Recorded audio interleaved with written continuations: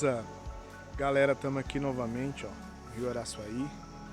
Essa é a ponte que liga Berilo a Virgem da Lapa. E hoje vamos fazer uma pescaria aí com isca artificial para pescar traíra ou piabanha, galera. É isso aí. Acompanha aí que a pescaria, vamos ver o que vai dar, né?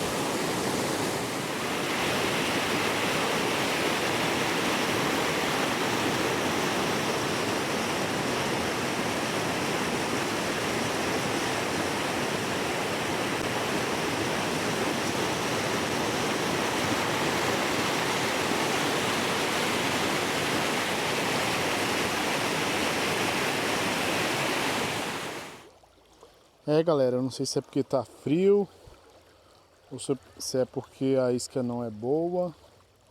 Eu sei que tá difícil, viu? Muito difícil hoje. Mas vamos seguir tentando, né?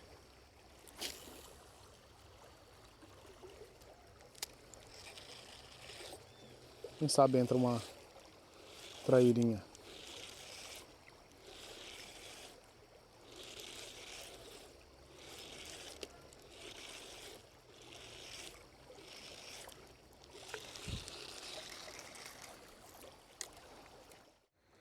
Galera, eu não consegui pegar nenhum, cara, mas tá valendo, né? O importante é tentar, o importante é a natureza. Vocês viram aí a cachoeira, como que é linda? Galera, isso aqui é a minha cidade natal, Berilo, Minas Gerais. Beleza? Se gostou, deixa seu like maroto, se inscreva no canal. É nóis, tamo junto.